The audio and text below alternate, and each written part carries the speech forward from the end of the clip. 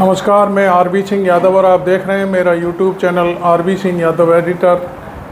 पिछले कई दिनों से हमने इजराइल और मिडिल ईस्ट पर कोई खबर नहीं दी है, लिहाजा आज हम आपको मिडिल ईस्ट पर खबर देते हैं। बात अब यहाँ तक पहुँच गई है कि इजराइल अपनी बातें छुपाने लगा है और उसका प्रधानमंत्री है जो नेतन्याहू, वो अपने छुपने के लिए जगह जगह तलाश घूम रहा है कि कहाँ छुपा जाए, किस बंकर में जाया जाए, क्योंकि अब कहानी कुछ और ही है। लेकिन वहाँ का बड़बोला जो नया रक्षा मंत्री आया है वो कहता है कि हमने तो लेबनान से भी जंग जीत ली और गजा से भी जंग जीत ली है। लेकिन अब मैं आपको बता दूं, कल एक हमला हुआ लेबनान की तरफ से जिसमें लगभग 7 लोग मारे गए हैं। हालांकि वो इस मामले में कुछ भी बोलने और बताने के लिए तैयार नहीं है। उन्होंने कहा है कि कुछ लोग घायल हुए हैं, लेकिन एक जो वहाँ का अखबार है इजराइल का, उसने कहा है कि लगभग 3 बेस नष्ट कर दिए हैं लेबनान ने और सैकड़ों की संख्या में गोले और बारूद जो मिसाइल्स होती हैं उनको दागा गया है। इस बीच ये भी पता चला है कि गजा में भी करीब इजराइल के 3-4 अफसर मारे गए हैं, लेकिन उनको ये कहा गया है कि नहीं, वो घायल हैं।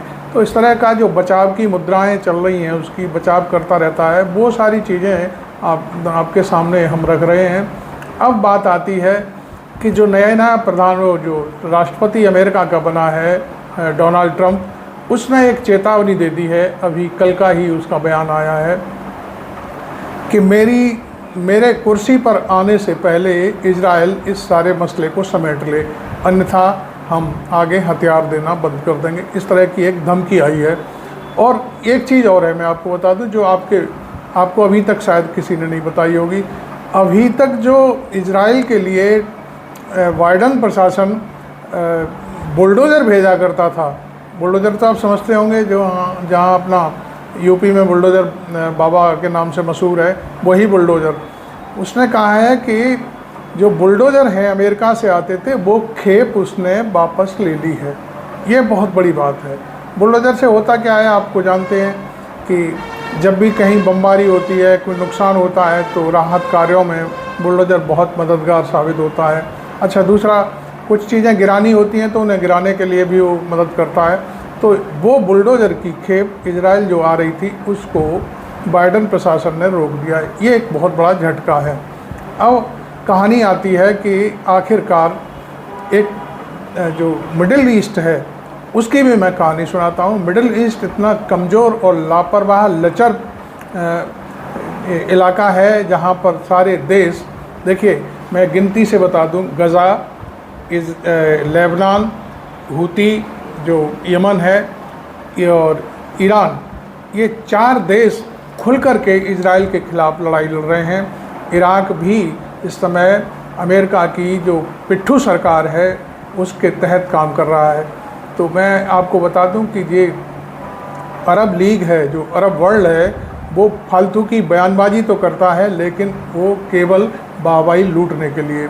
हालांकि अब की जो कल मीटिंग हुई है अरब लीग की, उसमें उसने ये कहा है कि भाई अमेरिका इजराइल को हथियार देना बंद करे, नहीं तो हमारे रिश्ते ख़राब हो जाएंगे। इस तरह की धमकी और लचर पचर जो नीतियां हैं, उसकी वजह से ना तो गजा को कोई फ़ायदा हो रहा है, ना लेबनान को कोई फ़ायदा हो रहा है, क्योंकि ये जो देश हैं वो बहुत ही सुविधा संपन्न और सुविधा भोगी हो गए हैं और उन्हें इस बात से कोई फ़र्क नहीं पड़ रहा है कि हमारे साथी जो मुस्लिम कंट्रीज़ हैं उन पर इजराइल बमबारी कर रहा है और जेनोसाइड कर रहा है। जेनोसाइड आप समझते होंगे, जन हत्याएँ जिनको कहते हैं, जनसंहार कहा जा सकता है।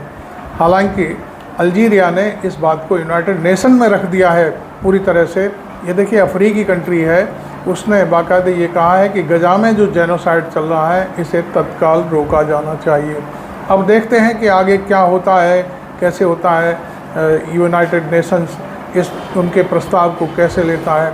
हालांकि अभी जो अरब लीग की बैठक थी उसमें सभी देश आए हुए थे, ऐसा नहीं है कि आए नहीं थे, जिसमें टर्की भी आया हुआ था, सीरिया भी आया हुआ था। सीरिया के, अब मैं देखो एक मज़ेदार आपको बात बता दूं कि सीरिया के जैसे ही राष्ट्रपति बोलने के लिए खड़े हुए तो कंट्री का जो प्रधानमंत्री है वो उठ करके चला गया और बाहर चला गया। उसने उनकी बात को बिल्कुल अनसुना कर दिया। कहने का अर्थ है कि टर्की और सीरिया में आपस में बहुत दिनों से विवाद चल रहा है, वो एक दूसरे को फूटी आँख नहीं सुहाते। तो उसने उसका जो भाषण चल रहा था उस दौरान वो अपना सिगरेट पीने के बहाने या जो कुछ भी होता है या बाइकआउट किया होगा उसके भाषण को, वो बाहर चला गया। तो इस तरह की जो हरकतें हैं अरब लीग के अंदर, ये बेशर्मी की सबसे पराकाष्ठा वाली चीज़ें हैं। क्योंकि मुस्लिम कंट्री जहां ईरान सबको इकट्ठा करने की कोशिश कर रहा है और इजराइल से लड़ाई लड़ने की तैयारी कर रहा है, उसमें अरब लीग बिल्कुल भी उनका साथ नहीं दे रही है। हालांकि देखिए, हूती जो लोग हैं, यमन के जो लड़ाके हैं, वो उन्होंने लाल सागर को पूरी तरह से जाम कर दिया है। वो कोई जहाज़ नहीं निकलने दे रहे हैं, ना तो यूरोपियन कंट्री का जहाज़ जा रहा है, ना अमेरिका की कोई रसद आ रही है। और वो बाकायदे जहाज़ों पर बम फेंकता है, मार गिरा देता है। तो इसलिए वहाँ पर जहाज़ों का आना जाना बिल्कुल बंद हो गया है। इसी तरह से लेबनान भी चुप नहीं है। अब वो नया जो डिफेंस मिनिस्टर आया है इजराइल का, जो बिल्कुल नेतन्याहू का पिट्ठू है, जो नेतन्याहू बोलता है वही बोलता है, उसने कहा है कि हमने प्रस्ताव दिया हुआ है। प्रस्ताव क्या दिया है? प्रस्ताव ये दिया है कि लेबनान हमें अपनी धरती पर अपनी सेनाएं बिठा दे, हम जब कहें तब हमें एयर स्पेस दे दे, और जो लेबनान के जो लड़ाके हैं उनको बिल्कुल हथियार लेस कर दे। तो ऐसे प्रस्ताव को कौन देश मानेगा? वो अपने आप को बहुत चालाक समझ रहा है। इस बीच मैं आपको एक और कहानी बताता हूँ। ईरान और रसिया बिल्कुल पास आ गए हैं। एक नई खबर है जो आपको शायद कोई भी नहीं बताएगा। ईरान की जो करेंसी है, उनके जो डेबिट क्रेडिट कार्ड होते हैं, यदि कोई ईरान का व्यक्ति रसिया में जाता है तो वहाँ पर वो डेबिट कार्ड और क्रेडिट कार्ड के भुगतान मान्य हो गए हैं। इसी तरह से रसिया का कोई व्यक्ति ईरान में आता है, कोई ट्रैवलिंग करना या और कोई दूसरे काम से, तो उसके भी डेबिट क्रेडिट कार्ड आपस में यहाँ पर भुगतान के रूप में ले लिए जाएंगे। तो ये बहुत बड़ी बात है। लोग समझते हैं कि रसिया और ईरान अलग थलग पड़ गए हैं, ऐसा कुछ भी नहीं है। ये सारी चीज़ें मैं बता दूं आपको, ये कुछ चीज़ें ऐसी चल रही हैं कि इजराइल अभी भी अपने आप को ये समझता है कि मैं शेर हूँ। उसकी ये अब गीधड़ भव की बन के रह गई है, क्योंकि यूरोपियन कंट्रीज़ के कुछ देशों ने तत्काल अपनी फ्रांस का ये है, जर्मनी का है, बहुत सारे देशों ने इसको हथियार देना बंद कर दिया है। चूँकि देखिए, जेनोसाइड को कोई भी व्यक्ति सहन नहीं कर सकता, ये बहुत बड़ी बात है। क्योंकि अभी देखिए, अमेरिका ने कहा है, मैं इसी मसले पर एक बार फिर आता हूँ, अमेरिका ने इजराइल से कहा है कि वहाँ पर जो रसद जा रही है इसमें गज़ा में, उस रसद को पूरी तरह से बट जाना है और कोई भी व्यक्ति भूखा प्यासा नहीं मरना चाहिए।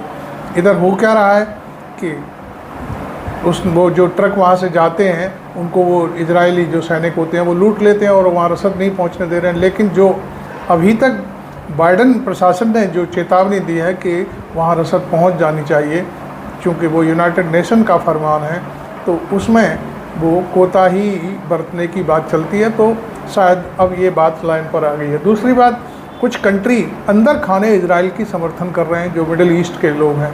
जैसे टर्की है, टर्की का जहाज़ कहाँ चलता है? टर्की सामान भेजता है गजा के लिए, और वो गजा के लिए सामान ट्रक में जाता है, उसे इजराइल में उतार लिया जाता है, चूँकि इजराइल पहले पड़ता है। ये सारी कहानियाँ चल रही हैं। और दूसरा मिस्र भी है, मिस्र भी गद्दारी कर रहा है। दूसरा एक और जॉर्डन है, वो भी इजराइल के साथ खड़े हुए हैं। चूँकि ये सारे के सारे पिट्ठू हैं अमेरिका के, मैं आपको बता दूं। हालांकि बस है केवल तो जो शेर बना हुआ है वो है ईरान। और ईरान में मैं आपको बता दूं कि वो ईरान पूरी तरह से लेबनान की मदद कर रहा है। और जो उनके अभी लेबनान के जो नए हिजबुल्लाह के चीफ बने हैं, उनकी पूरी कहानी एक वीडियो में देख रहा था, तो वो अपनी सेना के बीच में आकर के बहादुरी के साथ उनको बधाई दे रहे हैं अपने सैनिकों को। और वो सब चीज़ें देख करके सैनिकों का मनोबल बढ़ता है कि भाई हमारा कमांडर हमारे बीच में आ गया है।